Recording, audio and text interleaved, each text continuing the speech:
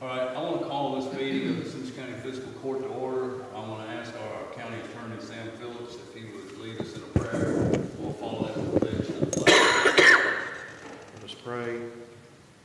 Gracious and loving Heavenly Father, we come to you thankful today for our blessings that you have given to us as individuals, as a community, and as a nation. Ask that you bless this body as we consider the business of the county today. I ask that you give these members wisdom and discernment in making these decisions. I ask that you bless. We pray for the state and national leaders as well. Give them wisdom and discernment to do what is right, what is not politically expedient. Also ask that you bless those who wear the uniforms here and abroad. Help keep them safe. Bless them and bring them home to their families safely.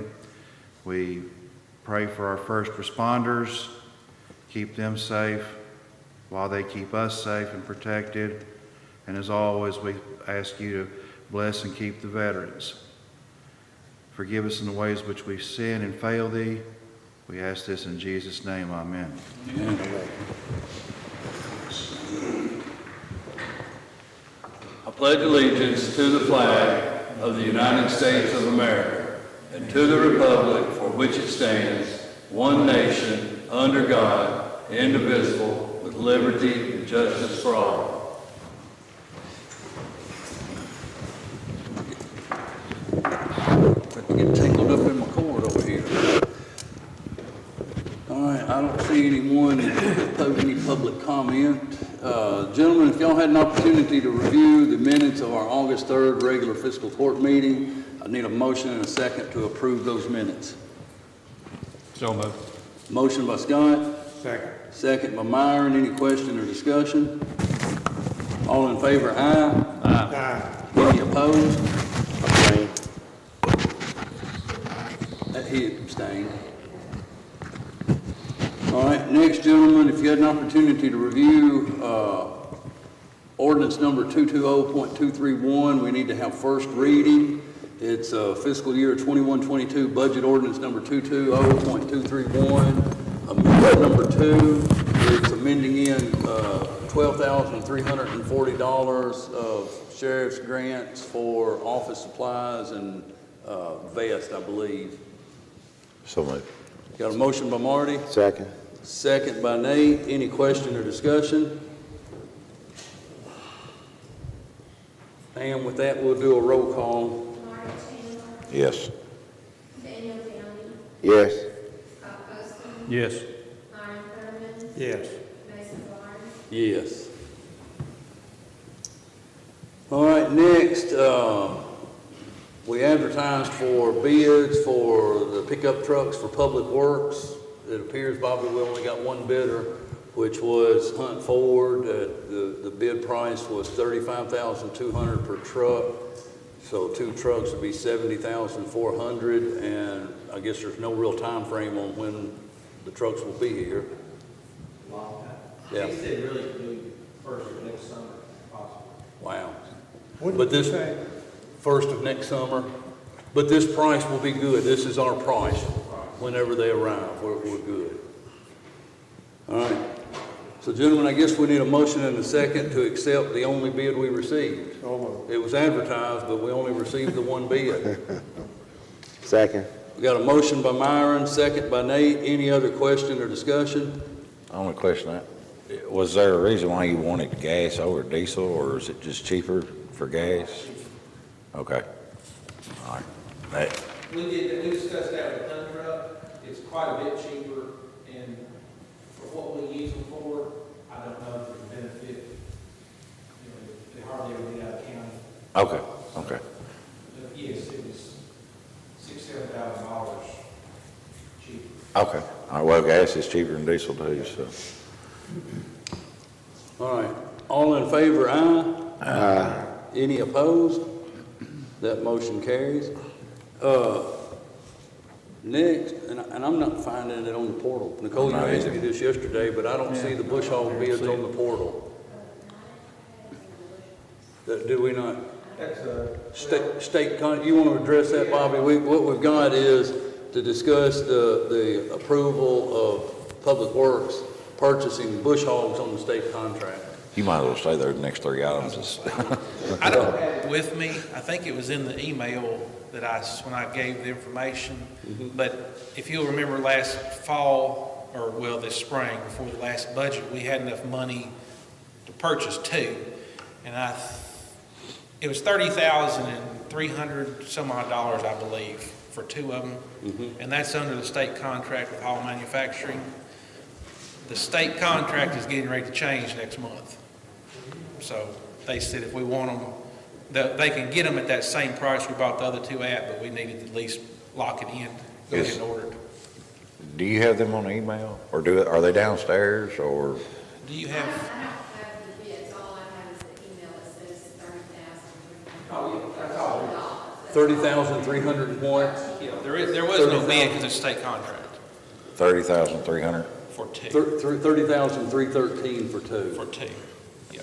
That was the state contract price that Hall Manufacturing has. Okay, is that the 10-foot, That's the same, yeah. the same as you got last Same year? ones as we bought, well, that's the price that we paid for the two. But if we don't last go year. ahead and approve to lock this in, that state contract price is about to go up. Yes, he said they're rebidding that, It's a steel surcharge, any of that just stuff.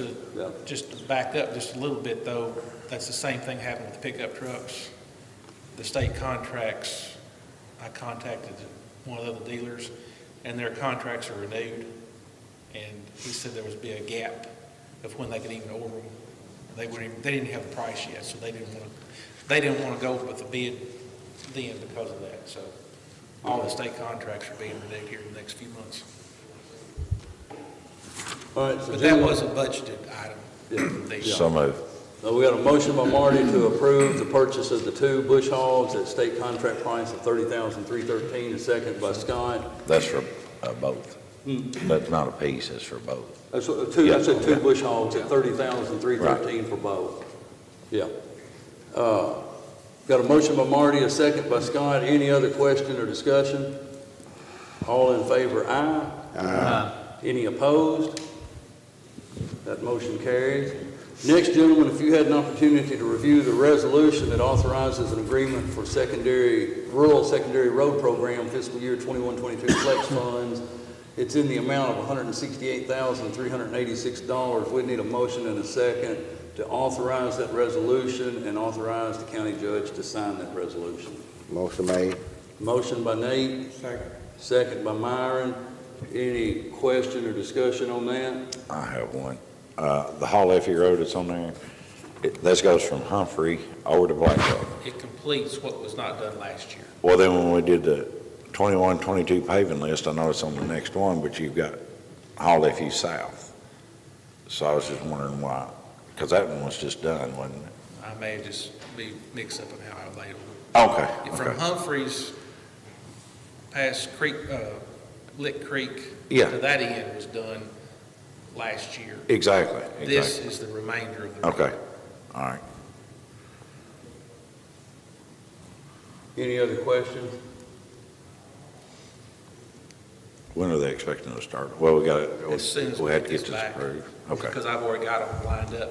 okay, Well, they haven't put us in their lineup, but he knows about it. He said as soon as we get this approval, let him know and they'll start getting it worked in. And is this Dewey's or? Yeah. Okay. Any other questions? All in favor, aye? Aye. Any opposed? That motion carries. All right, now, next, gentleman, Marty touched on this a little bit already. If you had an opportunity to review the 21-22 additional road list, we'd need a motion and a second to approve that list. So you're saying that Hall Effie South is wrong on there? I don't know what you're looking at. What I sent the other day did not have. I got, Well, this is what I'm considering the south end of Holland. okay, It's what's in the flex. okay, all right, The only two right now would be those listed below that are non-flex, okay. which when I say non-flex, they're not use flex funds to pay for it. Yeah, Harvey Robertson and Hatter, part of Hatter. Well, there's a discussion I'd like to explain my reason on Hatter. You give your explanation, and then we'll proceed. Well, the Hatter Road, Nathaniel had asked about resurfacing and widening that. It's 16-foot wide now. Of course, the traffic, heavier traffic is on the 383 end because there's two cul-de-sacs that have subdivisions in them, and plus all the houses. The reason I did it this way is because there's actually not enough money in the asphalt budget to do that complete road.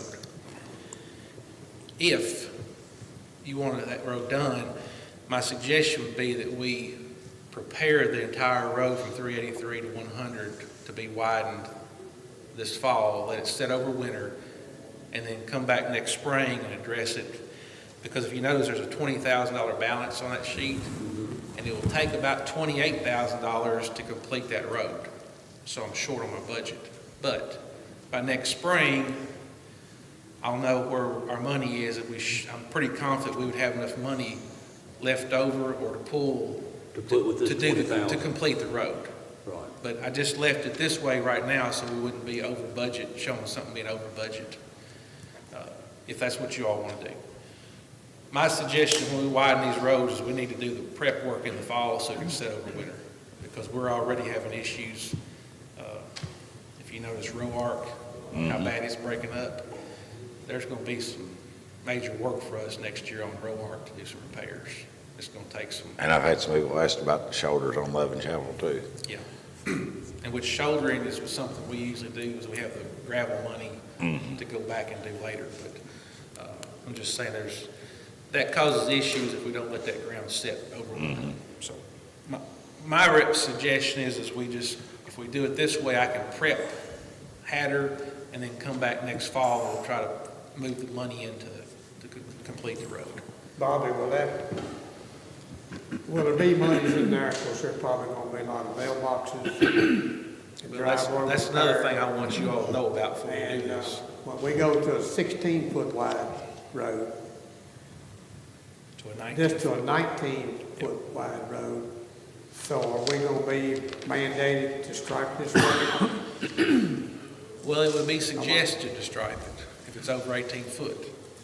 Striping that road would cost $4,700, and that's not configured in this. This is nothing but asphalt right here. But one of the things I want y'all to be aware of, because I don't know how much pushback we'll run into anybody in that community, but to widen that road, there's 4 driveways that are going to have tiles replaced and moved back on that road.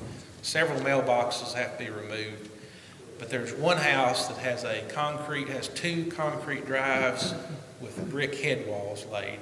And those are going to have to come out and redone. Well, that'll be all on Nate. You gonna talk to them, Nate? Well, here's my suggestion about it though. I don't mind at all cutting their, we've done it before. We've cut drives and repaired them. I'm not gonna suggest though that we put his brick head walls back because they don't need to be there. Right now, they're right up the edge of the road and they're a road hazard.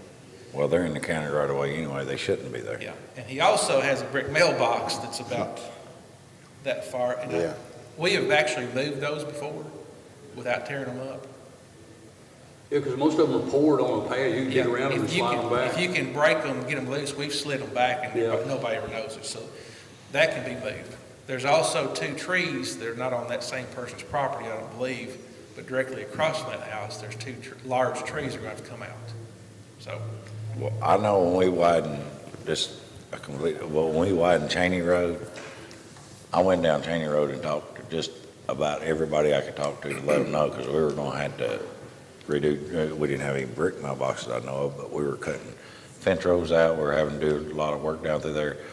So that definitely is something, in all seriousness, that you probably need to go talk to them about before we go and all. I don't mind doing the work, but I just want the people out there to know that the courts, everybody's just made this decision, and I'm not coming out there just randomly telling you I'm going to tear your driveway up, you know?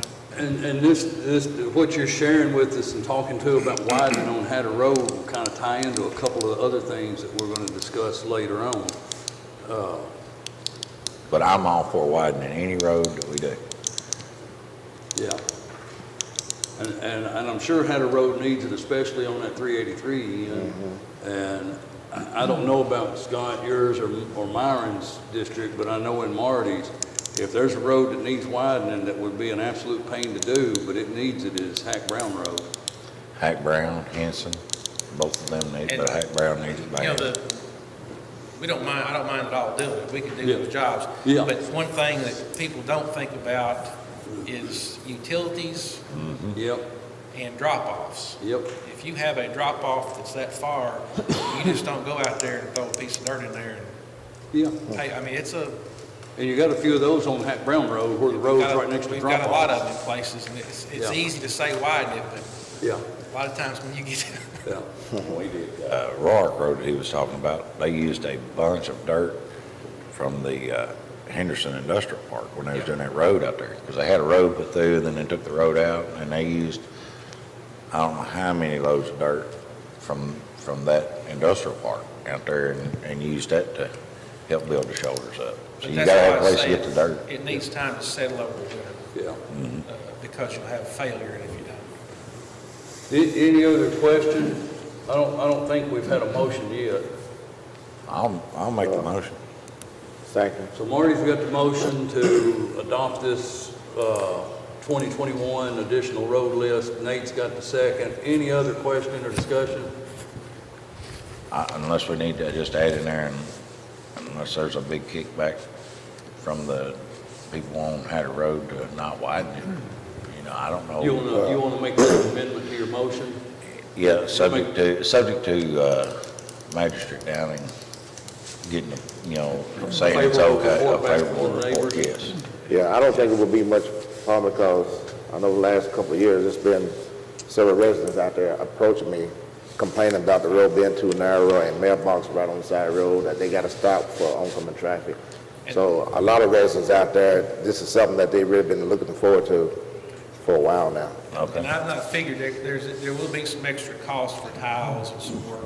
That's not figured in here, because we can absorb that in our other parts of our budget. Okay? so we know there's not $4,700 to stripe it. We know there's not money The for, striping will have to be addressed afterwards. we know there's, it's gonna be it's probably gonna be another, well, We've got another $10,000 to finish the asphalt, so.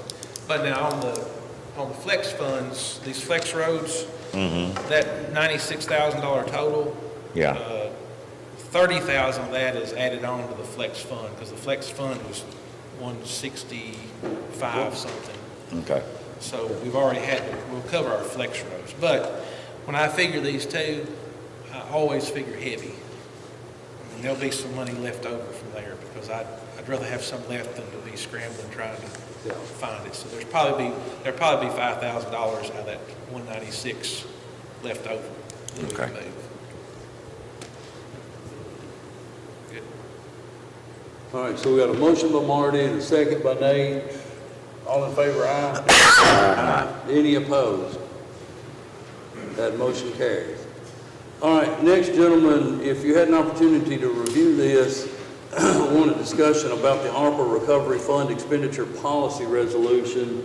I had a gentleman from Compass Municipal stop by and met, talked with Nicole and I, and what they're offering a service, and the service is that Compass will help us track everything that we do. They will help put together an assessment of lost revenue to get all that together. And the law firm involved here will also sign off on any expenditure that we're planning. Like they would review if we say, okay, this is a project that we think we want to do, they would sign off on that as being a valid project that fits within the scope and the guidelines of the ARPA money. So the cost of that would be 1.5%. 3/4 of it would go to Compass, 3/4 of it would go to the law firm. So in total, you're talking about total, if we expend the entire balance of the ARPA funds we're receiving, the maximum we would pay out there would be roughly $54,000, and it could be paid directly out of those ARPA funds. So, and I don't want to put Nicole on the spot here this morning because she might do harm to me later. Really, she won't. But I asked her, I said, how do you feel about this? Because here's the issue we've got, and she can attest to this. We were in one of the Zoom meetings about this ARPA funding, and the specific question was asked, will we have a point of contact? You know, just like if we get ready to do something here at the county level and there's a question mark, can we do this, can we not? We have contacts at DLG, you know, is this an appropriate use of funds? Can we do this? And I mean, obviously you get audited by the state, but once you do something that you shouldn't do, it's too late. I mean, you've done it, and now you're going to get popped for it in the audit. So we have that ability to contact DLG and say, hey, can this be done? And you feel pretty good. With this, the specific question was asked, will we have a point of contact to run this by? If we get ready to do a certain project, is there someone that we can contact? And the answer, and I believe that this was exactly what was said, Nicole, was, no, we expect y'all to know what to do. Yeah. So, and some of it's a little vague, you know. So from the standpoint of the county treasurer, it's worth the $54,000 to have some checks and balances to feel like, hey, what we're doing is going to fit. I think that, I don't want to put words in her mouth, but I think the county treasurer would be comfortable with having those checks and balances. Well, does this take the, I guess, responsibility off our back as far as if we say we're going to do this and this, they check into it and say, yes, you can do that? Yeah. But what and if, my understanding is we will actually get documentation from the law firm that says they've reviewed it and it is an allowable expenditure. I think, just to touch on what Scott's saying, and I'm fine with doing this, any checks and balances is fine. I don't like the 0.75%, obviously, but I haven't read anything in here that says that if they say it's okay, and then later on, you know, and we do it, and then all of a sudden the federal government says, no, you can't do that, are they stepping up to the plate and accepting responsibility for making that decision? Because I haven't seen anything in here. It says it's going to monitor everything, but I don't know, should they be bonded so that if they give us the wrong information, that they're covered? Well, I think the law firm will be. Okay, so you're saying the law firm, if Yeah. they give I us, forget the name. I'd have to pull this up to get the name of that law firm. so you think that if they give us, Knights and Harness? Yes. if they give us the wrong information and we do something exactly, that we're unknowingly doing wrong by their advice, or, you know, what they say is okay and it turns out to be wrong, they're accepting the responsibility for that decision. I would think, and Counselor, I would think we would have some recourse with them if they give us bad legal advice. Well, possibly.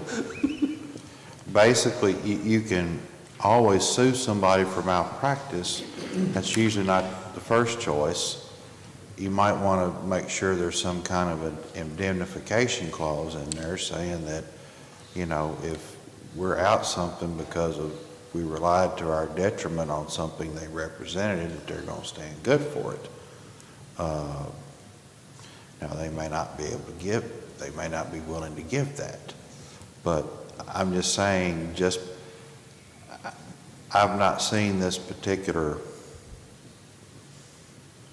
you know, contract, proposal, whatever, but customarily, unless they say they're going to stand good for it, you know, that's not really, they might be willing to do it if you pay them to do it. So I'm just saying you might want to make sure there's an indemnification clause in there, or at least ask them about that. I agree, you're going to need someone who knows more about this. I mean, the federal government being deliberately vague is not very comforting. And so, And they're definitely being deliberately vague. yeah, no, I think that's not, I think that's not coincidental. I think that's the whole point is, just because somebody up above them says, well, they shouldn't have done that. Well, I didn't tell them to do that, sir. And so I think that's why they left it deliberately vague, so they could do their own version of CYA. That's cover your ass. For Is me. is this something that has to be done today? I don't know that it, Well, I know he. It's one of the first things they teach in law school. About needing CYA. something done by the end of August because of some reporting or something. yeah, because we do have a report that has to be filed by the end of August. Well, what we don't want to do is spend the money on parts or whatever, and if we find out that we couldn't, and then we spend money that we don't have, so I'm bringing forward, we need to have. I think in principle, fellas, that this is a good idea, okay? Stites and Harbison is a legit, big-time law firm. And they have offices in DC that are tightly connected to what's going on out of Treasury. If they say they can do it, that doesn't surprise me. You're gonna need someone to help you walk through this. If you're We're gonna really be guessing. expenditure category. And anybody, at 50, Yes, on. yeah, $54,000, Marty, I agree with you, that's annoying, but, that might be a pretty good investment, Right. I just, without you saying, I know I'm not in any position to do that, so. right, me either. I didn't know it. Here's one thing I can guarantee you. I can guarantee you this. If we decide to expend money on something and we don't have this legal counsel and guidance, and the Treasury, U.S. Treasury says, nah, that expense isn't allowable, I can guarantee you that the county judge and the county treasurer will not be the one reimbursing this money. It will have to come out of the county coffers somehow, some way. And I would feel better if we had some legal checks and balances. And As I said- I assume the treasurer would feel better. And the cost of 54,000, 1.5%, is that what you said? It comes out of the ARPA Right. funds, and Yeah. we're also drawing interest off this money. So, I mean, in addition to what we're getting, we're also getting the interest as Yeah, well. and honestly, to her point, honestly, by the time we get ready to expend any of this money, we may have accumulated or accrued enough interest to cover this cost. Or a big portion of it. But yeah, well, we calculated the other Well, day, I mean, the about account- 30,000 or I something. think so. It's a 0.5%, Yeah. so. So as I said, I think it's a good investment. I understand, and the county won't be out. So how long have we been knowing about this? Did they just send this to you well- like recently? He come by? Last week, but they've been making their rounds. Yeah, they've been making the all rounds to counties. all counties. They were was it Monday or Tuesday they come by? I think so. Last week. Yeah. But it has to be done by the end of this month. Well, we got a report due by the end of August, and I think that report has to include this kind of information if we go this route. Okay. Do you know if any other counties have jumped on board? Yes, he named, and I mean, I guess I could call RJ right now if I needed to, but he named several counties that said, yeah, we're doing it. Yeah. I will be surprised I will be shocked if a majority of the counties don't opt into this, really. Because, I mean, they're all in the same boat. We don't have any real guidance. I mean, I don't mind making a decision like, hey, we'll do this, based on my interpretation of the guidelines, but I wouldn't want to do that based on what we're reading here. It's just, there's not anything in here really that's black or white. It's all gray. yeah. And as Sam said, I think that's intentional. I assure you it's intentional. Hey, would it be too much trouble for us having, since it's a third Tuesday in this month, to have if we can look into this, to get the information that we need, maybe have another special call meeting on the 31st maybe? I mean, I guess we Before making that could. decision? I would hate to have a special call meeting just to deal with this one topic, though. I mean, I think that here is kind of the thing, we've got to decide, is it worth the $54,000 to have some legal guidance and some accounting help? Or is it, I mean, I hate to waste money, but, and it wouldn't be a waste of money if we make a mistake. Hey, you may be doggone glad you're spending it. That's right, but it's money that's been given to us. I mean, it's not like it's money we're taking out of the general fund. That's true. We gotta spend it. Yep. So we know for sure that will be okay. my understanding is we either have to spend it or return it by That's right. December Yeah, 31 and of 26.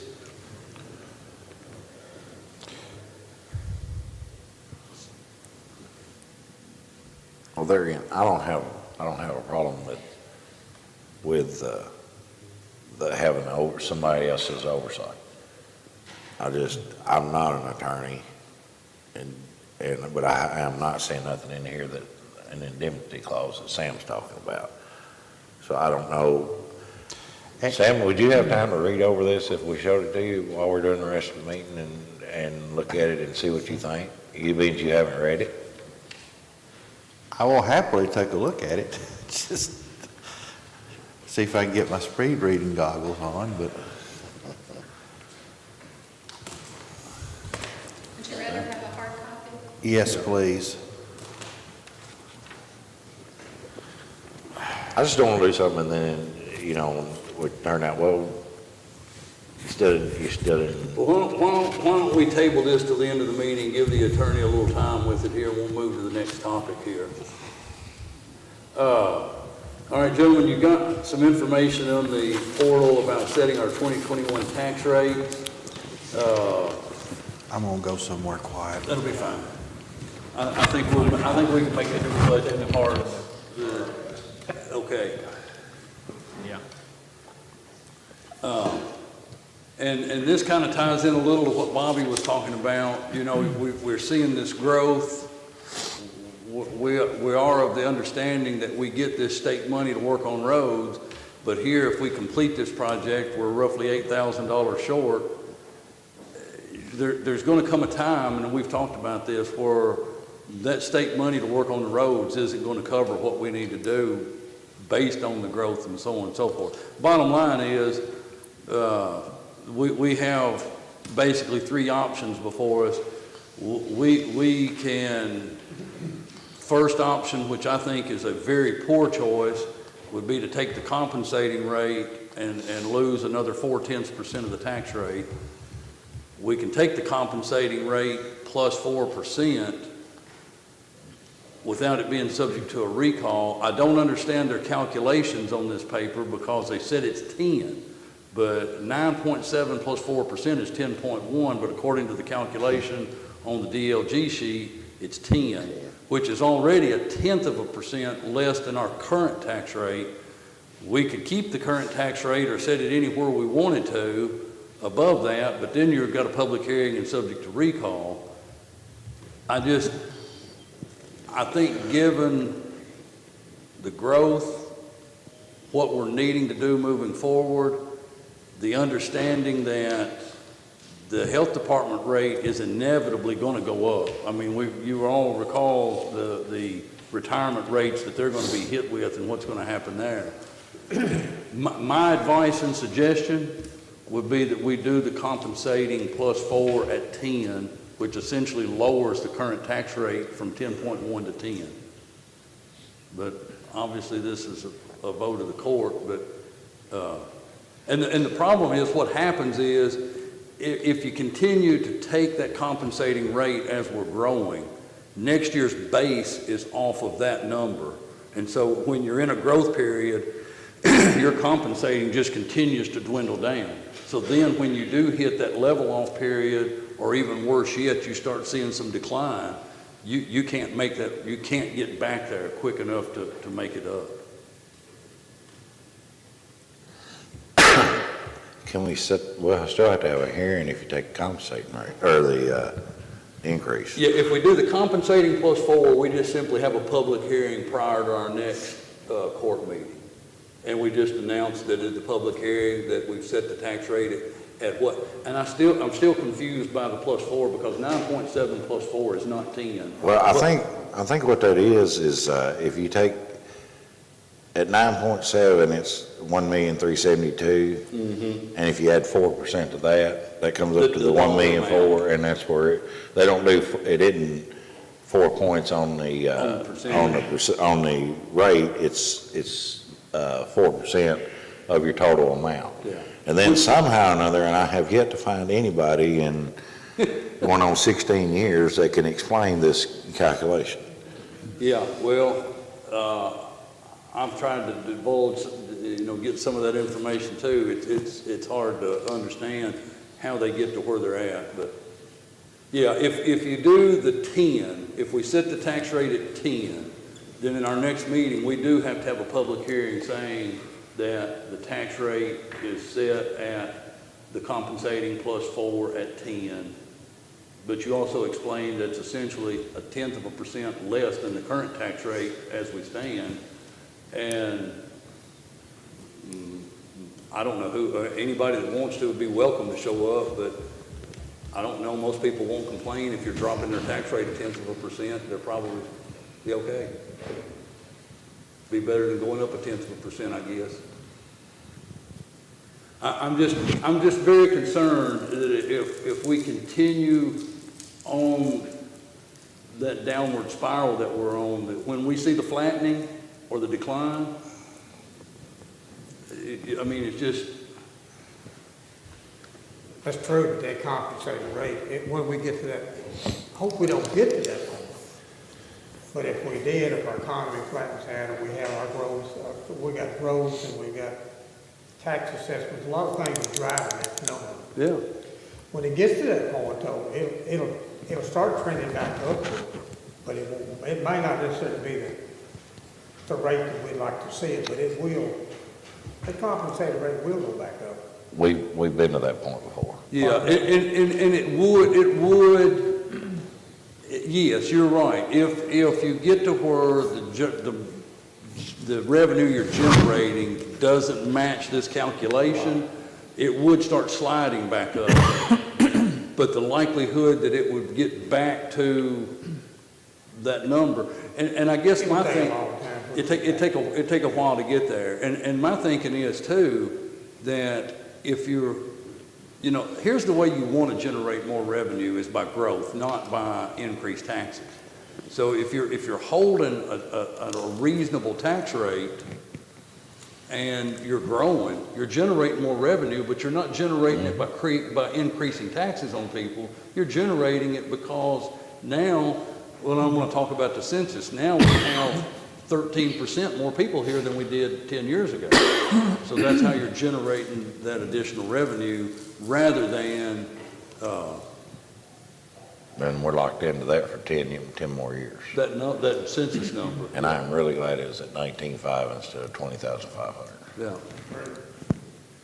So anyway, we've got to have a motion and a second as to a tax rate. I'm gonna word it as I vote to lower the tax rate to 10%. Okay.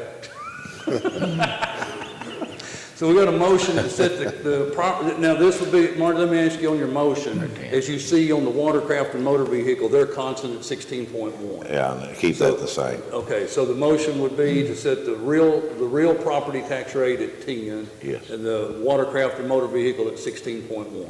And we'll have to advertise for a hearing at the next court meeting. Yes. Second. So we got a motion by Marty at 10%, second by Nate. Any other question or discussion? Well, 10 cents per 100. It's 10 cents Yeah. per $100 of assessed value. It's still gonna be less than what we're paying. It'll be a lower rate. I just hate to get too low. Yeah. It just, and plus what we gotta give to the health department comes off that also. Man, And they're I'm going ready to vote. They're going to start eating our lunch on that. They are. All right, so we got a motion by Marty and a second by Nate. Pam, is the motion clear to you? Yes. Okay.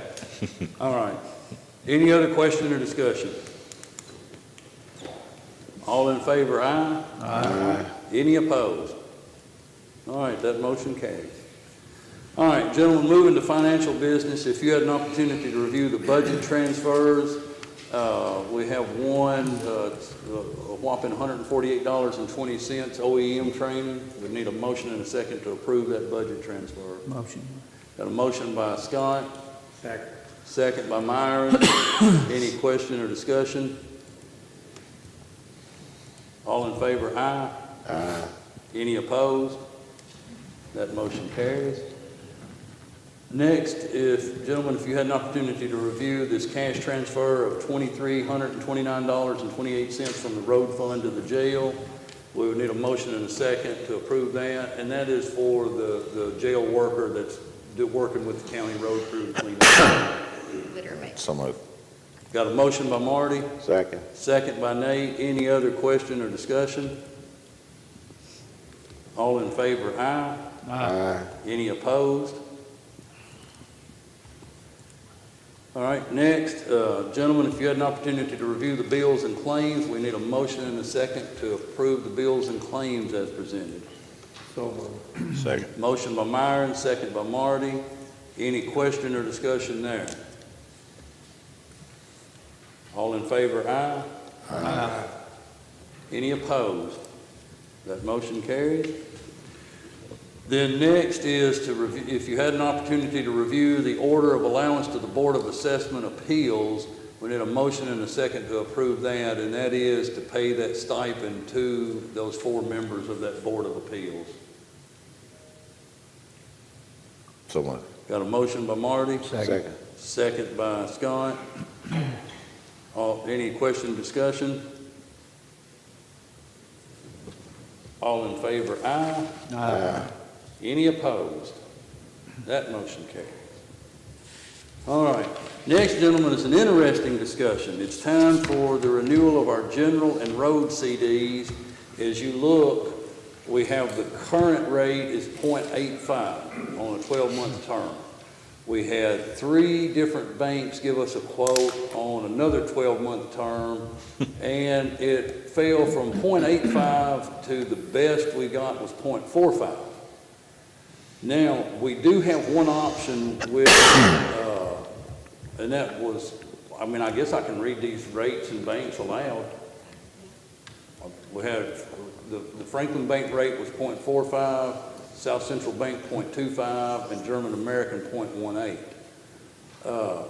Franklin Bank did offer an option to put this money in a money market account at 0.5, which a money market would be like a type of checking account, but it would be at 0.05% higher. Is it a checking account? Yeah, Okay. but, I mean, we wouldn't get any checks. I mean, we wouldn't be Well, using it. we won't use it, but I mean, you could put the money there rather than a CD and draw just a tick more interest on it.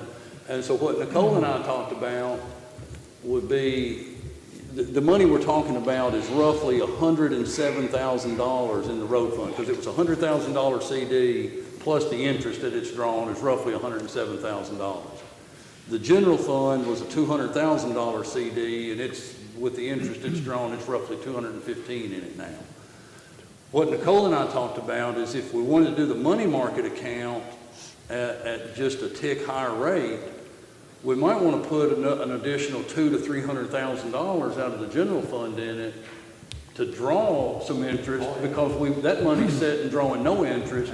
But we would have the ability on that money, not the $215,000, but say we authorized an additional $300,000 to go there. We would have the ability then to pull that money out if there was a need or something happened, but at least that money could be earning this 0.5% interest instead of just sitting there. Well, and the general fund right now is earning 0.2. So it could go from 0.2 to 0.5 if we wanted to move maybe an additional $200,000 or $300,000. Well, you can take money out of a money market account, but you can't out of CDs without Right. penalties and And everything. that's what I'm saying. If we wanted to move an additional $300,000 out of the general into this, if there was a need or a reason that arose that we needed that money, we can pull it out. But obviously, the money in the CD, that $215,000, we would never want to touch that money. And auditors don't care if it's in a checking account or a money market account. I don't think they care. No. Just as long as fiscal court approves it. Yeah. But that can't be with like an investment account. Like, I had a meeting yesterday. We talked about some funds that we're gonna move to, I don't know, Edward Jones. And No, you can't. there's something that you can do there where you can get the money out and it not be a penalty if you need it, is what they were saying. Now, I don't know enough about it When to you know, say. but it just draws much more money than what they're giving. Who was talking about that? Renaissance. Okay, Renaissance Board. All right. Yeah, yeah. So that's, I just don't know enough about it to, Yeah. but I know they're just drawing a lot more money. And he called it something. I was looking on here to see if I could see what it was, but, that where you can get your money out, just without any.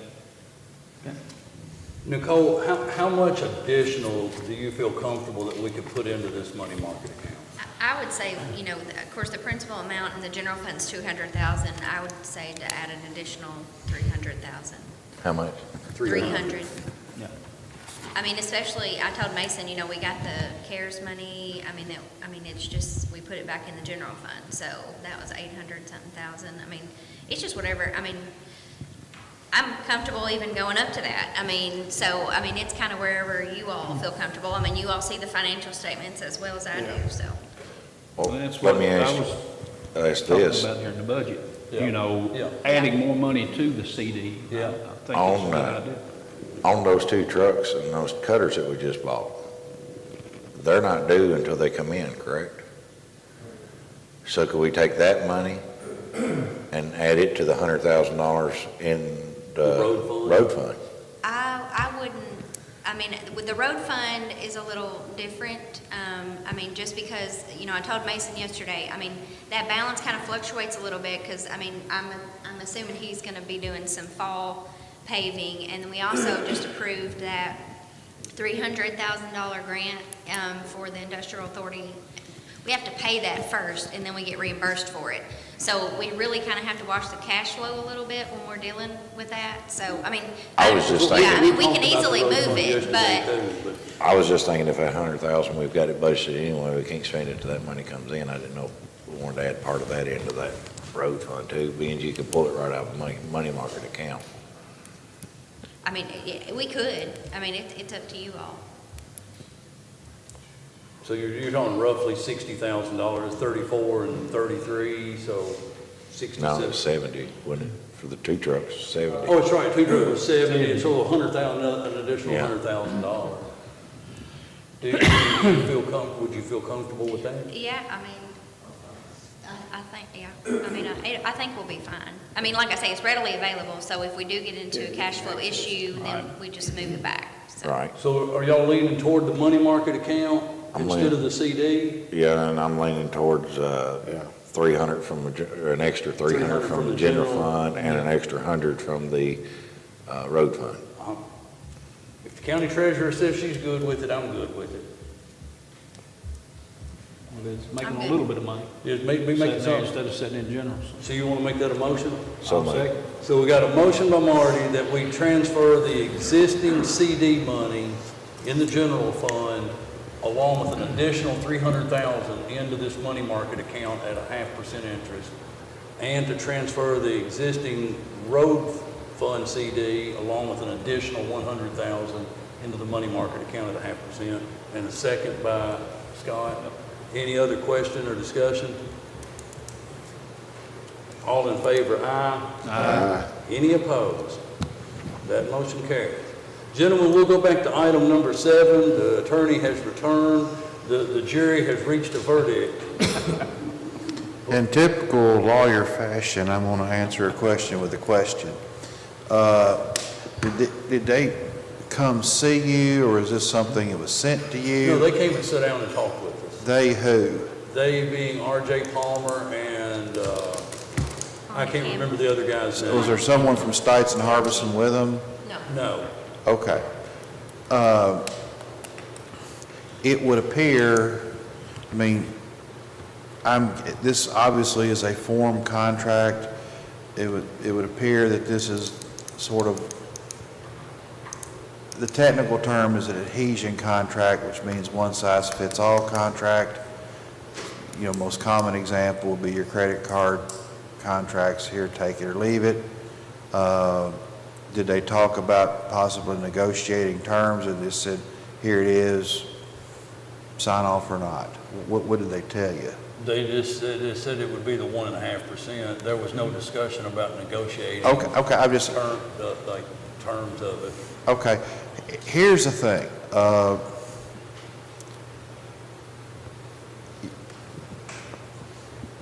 When you get down to brass tacks, I am nowhere capable or competent enough to help you all walk through the Byzantine labyrinth of the federal guidelines on how to properly spend this money without getting yourself in a jam, okay? I'm going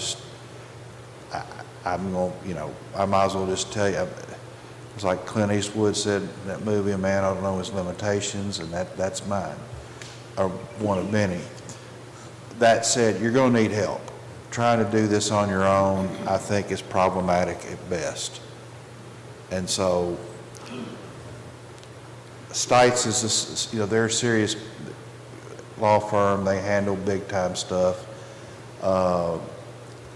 You're going to need help if it's $50,000, you know, $54,000 altogether, and it comes out of that. I think that's something certainly you can depend. Basically, the contract says it comes out of that money, or they don't get paid, and so the county is not out any money from the general fund on our own tax base to, you know, pay for their services. And the money that you've gotten is money that didn't come out of your tax base.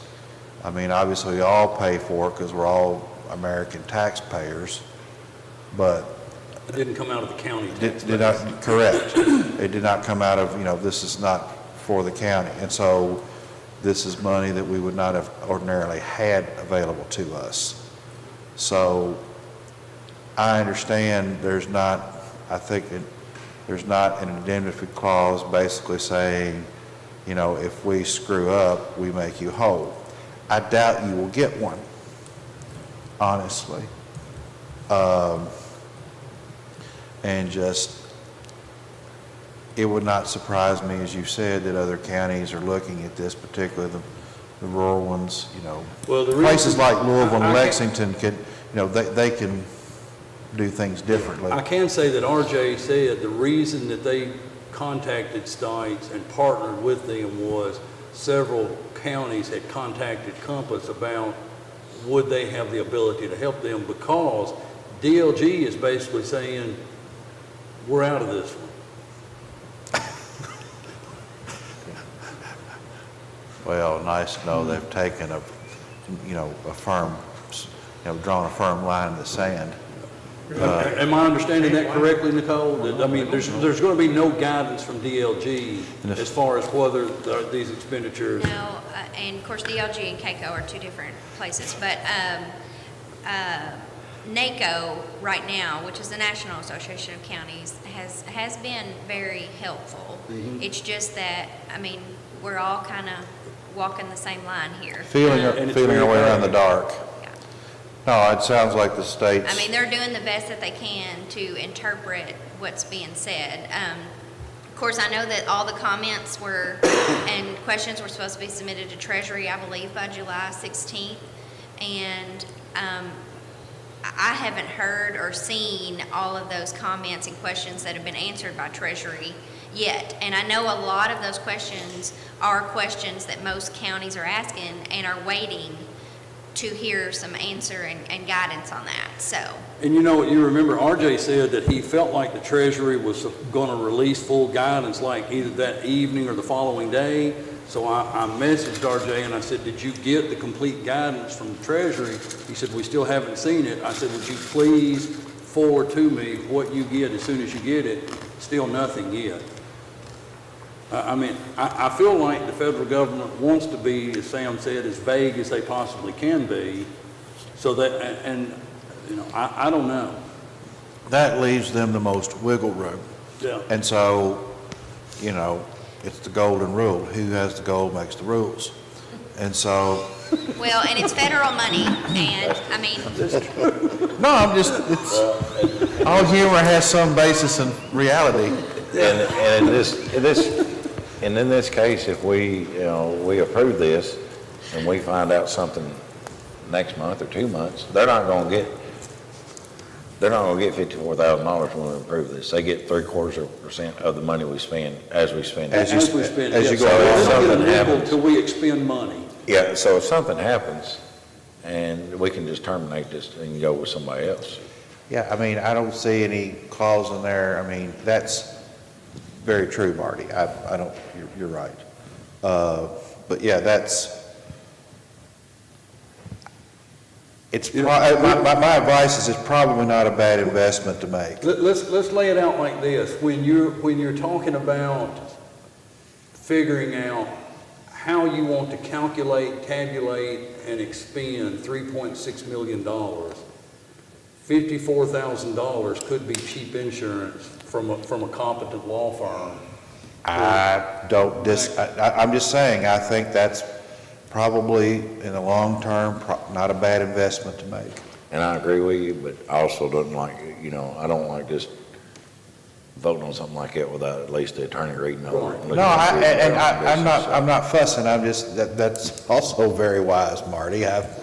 So with all that said, I will make the motion. All right, so we make, Marty has made the motion that we, enter into the ARPA Recovery Fund expenditure policy resolution and authorize the county judge to sign that resolution. Second. Second by Scott, but Scott and Nate was about the same time, but I heard Scott first. Any other question or discussion? All in favor, aye? Aye. Any opposed? That motion carries. All right, on to reports. One, Marty and I have been talking about this, and gentlemen, if y'all recall, we talked about the parking signs on 31W in our last meeting, and Joe Plunk with the Kentucky Transportation Cabinet has assured me that by the end of this week, those no parking signs would be along 31W South out there. Next, I handed all of you guys a paper, and Sam has been in the loop back and forth on this with the Fix Foundation. They're wanting to put a new and better facility for the Fix Foundation out there. But we have to sign the mortgage, not the note. We're not on the hook for the note, but we have to sign the mortgage. But go ahead. You'll understand this better than I do.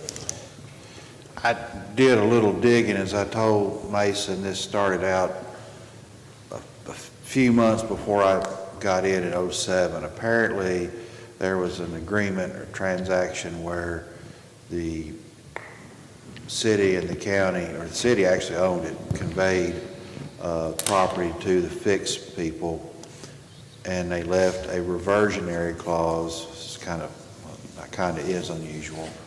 Left a reversionary clause to the county, meaning the city owned the property. They said, we're giving it to the Fix Foundation. However, if they ever quit using it for its, stated purpose of, doing animal, doing like an animal shelter, spaying and neutering and all that other stuff, then it reverts back to the county. Not the city, but the county, because apparently, my understanding, and I talked to Mr. Crabtree about this, the city was just washing their hands of it. And your predecessor's predecessor basically thought, and I don't disagree with his reasoning, is that the reason for the reversionary clause is if the Fix Foundation wanted to try to move somewhere else, and they would try to sell the property, and basically they could sell it to whoever and have property right next to the park. And Judge Henderson thought it might be a good idea to keep some kind of control over that. So apparently the Fix Foundation wants to be able to borrow money, and they need to secure it, the loan, like most everybody else in the country with a mortgage. However, you have to be able to, God forbid, if it goes south, the bank will want to be able to foreclose and foreclose and do a master commissioner sale. Well, to do that, you have to be able to bind everybody who has an interest in the real estate, in which case the county. So what happens is the county would not be required to sign the note for the loan, but they would have to sign off on any mortgage. So if Fix gets in default, the bank in question or lending institution can file a foreclosure. So basically that's what's going on. In full disclosure, my partner, Mr. Mefford, is doing some of the legal work on the bank side of it. But if the fiscal court chooses to go along with this, the county taxpayers would not be on the hook for the note, the amount owed to the bank. It would just be if it goes belly up, if there's a default, the bank can obtain their collateral by means of foreclosure. And that way, but the downside is you're not really out any money. The downside is if there's a foreclosure, then you all would have to make a decision is do we go bid at the commissioner's sale to keep the property in the county's name or let a third party buy it. But I mean, you're not saying, oh yeah, well, we're co-signing a loan with somebody. That's not the case here. It's just basically making sure they're trying to extinguish a possible reversion interest if there's a foreclosure. But we do have to sign the mortgage document as owners of the property. We have an ownership interest in the property. And another thing, this provides a much needed service for the county. Absolutely. It saves people a lot of money. Anybody who's getting any dogs or cats fixed, it saves them a lot of money. And obviously, So- they are having to borrow money, but they have had some donations that has given them a pretty good jump start to this project. And like Sam was, they're not asking us to sign a loan for them to do this or anything. And I was here when this started, and we thought it was a good service, and I still think it's a good service. So if you need a motion to do that, I'll make the motion. So I guess I'm making a motion for the county to sign the mortgage, but not co-sign a loan. Authorized county judge executive. Yeah. So Marty's made the motion to authorize the county judge to sign the mortgage so that the Fix Foundation can proceed on with their loan to improve the property out there. Second. Second by Nate. Any other question or discussion? All in favor, aye. Aye. Any opposed? That motion carries. All right, and finally, gentlemen, we did get some census data. It looks like that Simpson County's census total for 2020 landed at 19,594. I think everyone was expecting to be in the 20,000 range, and as the old saying goes, we missed it by that much. But nearly 20,000, 19,594. But according to census numbers between 2010 and 2020, the percent of growth, Simpson County ranks number 6 in the percent of growth of all 120 Kentucky counties from 2010 to 2020 at a rate of growth of 13.1% from 2010 to 2020. So just some information. There'll be some more data come out on it, but that's the basics of where the census is at. And I think that'll wrap me up here. Marty, you have anything? I got 3 things. All right. When we was talking about Tyson a while ago, I need to ask the counselor, if a business puts in, like them, is requiring their deliveries, not providing a place for their deliveries to park, and they're having to park on a state highway, are they responsible? They're not? Nope, because they're not the ones doing the parking. Okay. Now, yeah, I think the truck drivers can, sue them, but I mean, I'm just saying, they're not the ones doing the parking. Okay. So I've had that discussion, and so, I mean, I hear you, and nothing'd suit me better, but you charge the people who commit the offense, and, you know, if. All right. Well, that brings up a question to me then in my mind. Should we draft a letter, and I don't mind to draft it, send it to you, Sam, for you to say, hey, okay, I'll put my name on this, and send a letter from the county attorney to Cagle, letting them know that, hey, the shoulders of 31W have been marked as no parking zones. Our expectation now is that you provide a parking spot for.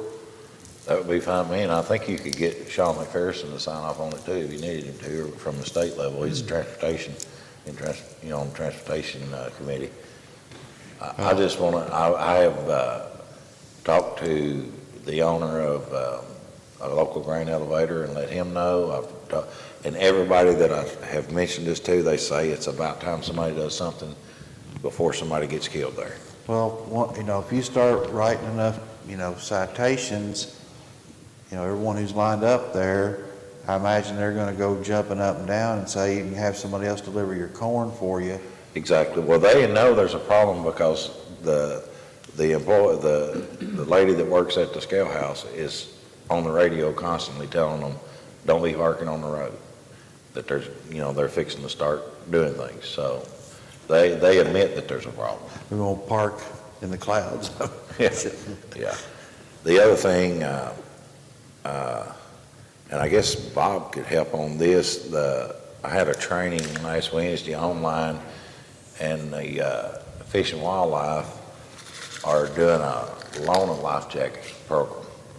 And I didn't know I was just going, maybe Bob could get the information together on this. If I read this right, it cost about, I think, $800 to put the structure up, and you maybe put one at the boat dock, but they provide the life jackets, they provide the sign, and any life jackets that are damaged or come up missing, they replace them.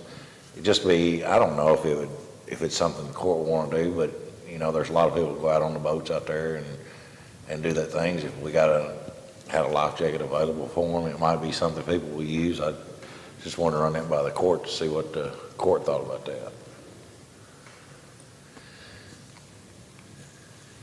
Would that put us in liability for someone getting a life jacket? And if they drown with it on? Yeah, and is that, Yes. I mean, or a child puts on an adult life jacket? Well, like I say, we can check and get more information, and I thought with emergency management, we get something good for that department, but, they're actually, I think the Fish and Wildlife helps monitor it. They help, you know, they try to work with that. So, like I say, that's what they were saying, if it saves one life, that, you know, it would be well worth any efforts that they put forward, but, and it's just something new they started, but I didn't know if, you know, if we'd want to do something like that or not. And we can get some more information on it? Yeah, we can get it, it's on their website, Okay, on the Fish and Wildlife website. okay. Can you do that for us, Bob? I couldn't really hear what you were talking about, but The Fish and Wildlife are starting a loan of life jacket program. And they're gonna monitor it and provide the life jackets and everything. We just have to build a little structure to actually hang them on. And I was thinking maybe out by the boat ramp, that might be something good, but I thought maybe you could check on that and see what you thought about it and see what we could do. I'll see what I can find out. Okay, all right. Good deal. All right. And the only other thing, we got an issue on Blackjack Road there on Lick Creek Hills. This guy is building what appears to be a privacy fence, but he's building it out of just old scrap wood, and it's right beside the state highway, and it looks horrible. On Lick Creek Hill? Yes, right there at the top. On this side of Lick Creek? It's right before you get where Is it on Junior the other side of Fortune Owens used to Road? live in that little house. If you're going up the hill towards Hillsdale, it's on the right-hand side of the road at the top. Yeah. And it looks horrible, so, I don't know if you have that planning and zoning, do they issue they're the ones that issues that now, right? Mhm. Okay, all right. Yep. That's something I'll talk to Carter about after the meeting then. Yeah. That's all I have. Nate? Just with the Boys and Girls Club, they're gonna be opening up for the kids next week, same time that the, school starts. So then, they're gonna be able to come down there, and right now, you know, they're gonna start out with about 150 kids. You know, and, as time go on, you know, they're not gonna turn no child away that would the parents need the club to house their kids. But they're gonna try to right now keep it right around 150, you know, because they can work with the kids a lot better. And then the kids gets a lot more out of it from the staff and everything. But they're not gonna turn those kids away if they wanna come down there. Very good. And that's all I have. Scott? You had a meeting with Renaissance yesterday. If you've not been to the Summer Nights concert, they've been a huge success this year, big crowds and all of them. I think we have one more. Is it on August the 27th? Oh, yeah. I think it's Tyrone Dunn, I think. Yep. And then, August 28th, it's Saturday at noon, there'll be like it starts our Summer Vibes Music Fest. The Songwriter Showcase will begin at noon, and then you'll have several bands that start at 2 o'clock, and they'll have vendors set up for that. And they've been doing some work on the alleys, kind of behind the Justice Center and that east side of the square there. They've got some pavers and stuff there that's looking really nice. They've been working right along. Yeah. On it. So they're still working on that. And I'd like to thank Bobby and his crew for some work they did out on Meadow Road. Done a good job. Tell you guys, we appreciate it. Yeah, the people out there do.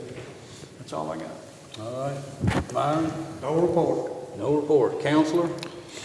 If I'm not mistaken, tax sale for delinquent taxes is tomorrow at the county clerk's office. If you run there today with a full payment, you can probably save it from being presented to a sale. If not, tomorrow, it is possible, not for sure, but possible a third party could buy it, in which case it will add more expense and cost. So please, if you haven't paid your taxes, you need to get on top of that. And I think that's all I have. All right. Sheriff, you have anything? No report, sir. Brent, anything from the jail? Got lunch. All right.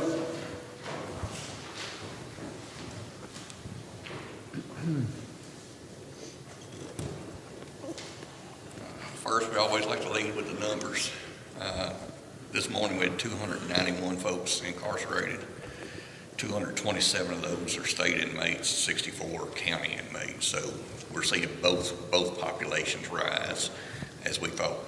We knew the county population would rise. We were very fortunate to see the state population coming back on.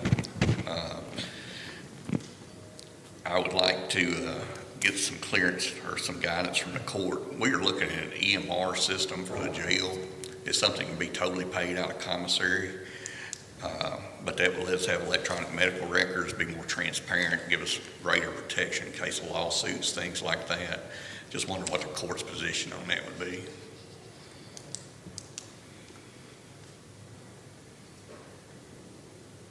What exactly will the medical records be? I mean, explain kind It's of. electronic medical records. It's what most every doctor's office, hospital, everything is going to. Gives us the opportunity to be able to see what medical's doing. It's no longer paper charts. We can chart things. We can be able to show continuity of service, things along that line. Like a one-time cost or a recurring cost? Well, we have two options there. It can be a subscription, and then there's also, you can purchase it. My recommendation would be to subscribe for a year and see if we like it before we drop. It's like $36,000 to buy it. It's like $12,000 to lease it. I would think do it for a year, see if you see if it meets the needs before you drop $36,000 on it. So these medical records would be sent from the jail to the hospital electronically? They could, if someone goes to the hospital, and they can also be shared back and forth between counties if we have inmates going from county to county. But it will keep all of our records in the jail electronic, and when folks continue to come back from past experiences, we will have those things available to us. So you have no worry about any kind of security issues or No, anything like it's that? all HIPAA compliant, it's very secure, And you're able to cover it all out of the commissary fund? every penny. What was that cost again, Brent? It's around $36,000 for a program. There's probably a little bit more extra hosting for the cloud. That'd be for the purchase. I don't have all the information here. I was just looking for guidance today as to what the court's pleasure would be. But the lease or subscription cost would be about $12,000 roughly. And again, I would recommend subscribe for a year, make sure it does everything that we think it's going to do. And if it does, then go ahead. But that is 100% recoverable from a commissary fund. So now, after the first year then of 12,000, if you decide to go with that, to actually buy it, would that 12,000 come off the 36,000, or it'd be $36,000? It'd be $36,000 more. When we looked at the options of the subscription versus the purchase over a 5-year period, they're going to about equal out in what you pay for subscription fees and maintenance on the program itself. But once you purchase the program, you own it. If you choose not to pay the maintenance fees, and you just don't get any upgrades that come with it. Yes, sir. Would this be considered basically modernizing your medical record system? Yes. And and aligns with just about everybody else who is in the medical records business, Yes, basically coming into the 21st century. exactly. I have no problem. Give it a go. Okay, my question would be to Sam, is that something that the judge would need to sign a subscription, or would Eric need to sign a subscription? Just to be safe, I think the judge would need to sign it. Okay, we'll get that together. Do we need a motion to authorize my signature on that document? Probably would not hurt. So moved. After review by the county attorney, please. I'm just saying, it's, that way it's in the minutes, and So we have a motion A record by of Marty it. to authorize the county judge's signature on this subscription to the medical records pending review of the county attorney. Second. Second by Nate. Any other question, discussion? That motion carries. Okay, the sheriff sent some information from NSA about some grants that are available through NSA for correctional institutes. We've reached out to those folks, so hopefully we'll get some help on those grants. What would you say it's from? Pardon? NSA? National Sheriff's Association. Okay. And Kentucky's the weird state where the sheriff doesn't run the jail, but the sheriff was nice enough to pass that along to us. Okay. So we'll be looking for that. As y'all may know, we've been bringing in more state inmates, bringing in more county inmates. We got into a situation this month where we're running just slightly low in cash balance. I'd ask if y'all would, at the next court meeting, look at putting just a small cushion, 20, 25,000, so we don't get into that where we don't have to stop the transfer of these folks coming in and paying. It's already budgeted money. Just give us a little cushion if you don't mind to look into that. And of course, with those additional inmates coming in, as we talked last year, as numbers go up, we may have to look at bringing some folks back. We're not ready to do that yet. We want to make sure the numbers hold, but just want to give the court advice that if those numbers hold, we'll probably instead of we're looking at maybe possibly bringing 2 back if the numbers continue to hold. Would they be full-time, part-time? That'd be full-time. We're trying to hire as many part-time people as we can. It's almost gonna be different, it's gonna be difficult to get state inmates up with as many counties we got right now. Yeah, I mean, we're getting back up to where we're almost full again. We've got about, We're 60 over bed space right now. Yeah. Well, of course, we're housing quite a bit more county inmates than we, Yes, sir. But whether they're county or state, they still have to be looked after. all true, that's true. But we only budgeted for, I think, 185 on the state inmate. And, you know, if we continue to run this 227, and if that number continues to rise, then I'll feel more comfortable coming back. It's just a heads up to the court. It's nothing we're going to do immediately. Just wanting to get that out there. How many full-time you got now? I believe it's 33, Scott. 33. I'd have to go check that for you. Nicole No, Nicole may have a better answer for me. We've had so many people come and go in the last month, it's kind of hard for me to keep up with it. And when y'all are through, I might need a small executive session. Oh, yeah? Okay, thank you. For For personnel? personnel? Huh? Okay. Okay.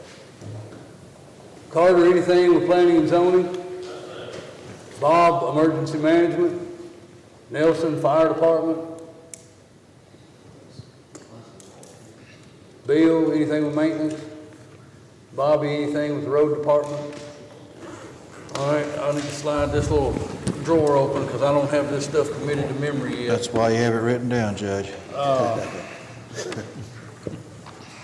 So you don't All have right, to so memorize it. I need a motion to enter into executive session according to KRS 1.810, paragraph F, which are discussions or hearings which might lead to the appointment, discipline, or dismissal of an individual or employee.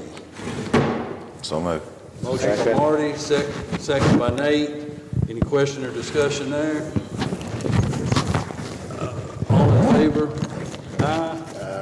All right, we'll take about a 3-minute break and convene in the meeting room.